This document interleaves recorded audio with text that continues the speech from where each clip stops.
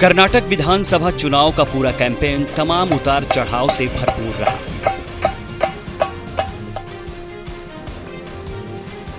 विधानसभा के नतीजों में कांग्रेस को ऑक्सीजन मिला है। कांग्रेस के क्षेत्रीय छत्रपों ने जमकर मेहनत की।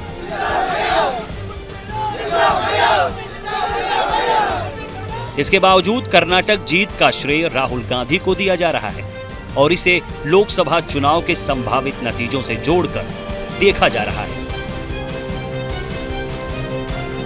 मगर यूपी के निकाय चुनाव में कांग्रेस का सूपड़ा साफ हो गया है। अलग अलग राज्यों के उपचुनाव में भी कांग्रेस कहीं नजर नहीं आ रही है।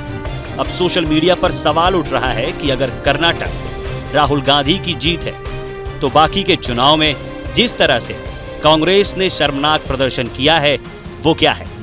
इस लिहाज से लोकसभा 2024 में राहुल गांधी के लिए मुश्किलें हिमालय की तरह रास्ते में खड़ी हैं।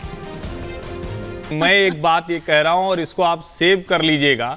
अगर इस बार डीके शिव कुमार को उनका ड्यू नहीं मिला तो कर्नाटक में असम हो सकता है। ये मैं कह के जा रहा हूं, इसको लिख के रख लीजिए। जिसको कांग्रेस अगर नहीं समझेगी तो भारी नुकसान उठाना पड़ेगा। वैसे कर्नाटक में सत्ता विरोधी लहर का असर दिखा। मुख्यमंत्री मुंबई के खिलाफ असंतोष था और वह नतीजों में नजर भी आया। हालांकि नरेंद्र मोदी और केंद्र की लाभार्थी योजनाओं की वजह से भाजपा बेहतर प्रदर्शन करने में कामयाब रही। कई एक्सपर्ट यह भी कह रहे हैं कि अगर मोदी चुनाव में नहीं उतरते तो भाजपा की और भी ज्यादा फजीहत होती। मेरी तुलना ये लोग सांप से कर रहे हैं और जनता से वोट मांग रहे हैं। लेकिन भाइयों बहनों, सांप तो भगवान शंकर के गले की शोभा है। राज्य की करीब 3 दर्जन से ज्यादा सीटों ने नतीजों में बड़ा उलटफेर किया है। 3 दर्जन सीटों पर हार जीत का मार्जिन कम था। कुल मिलाकर इन सीटों पर कांटे की टक्कर हुई। इन्हीं सीटों ने भाजपा को सत्ता की दहलीज से दूर कर दिया।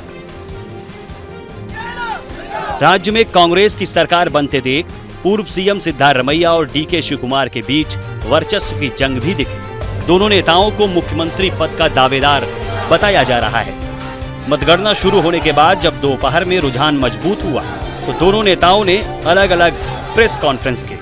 हालांकि दोनों ने सरकार बनने के समीकरण को लेकर बातचीत नहीं की, मगर कर्नाटक की सियासत के अंदर खाने में इसे संघर्ष के रूप में ही देखा जा रहा है।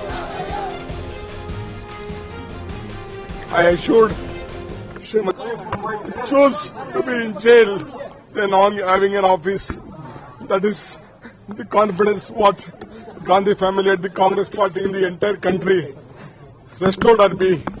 I thank all my leaders in the state, including Mr. Siddaramaiah, all the MLAs, all the party officers and the workers from the block to the booth level who took up the responsibility. It is not one effort, including my ACC office bearers, my general secretaries, in charge general secretaries, secretaries. They work like a block Congress office bearers, and all of them are responsible. I have a lot of things to tell. I will come later. I will meet you in my Bharat Jodo Bhavan, and I will meet. Mandate against the Narendra Modi. It's a mandate against the Amit Shah. It's a mandate against the Nadda. It is because Narendra Modi has come to Karnataka 20 times. He addressed 20 rallies.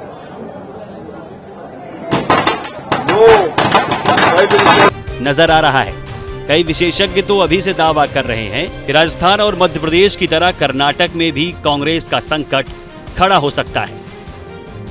Siddaramaiah और DK Shiv Kumar के बीच सब कुछ ठीक नहीं चल रहा है।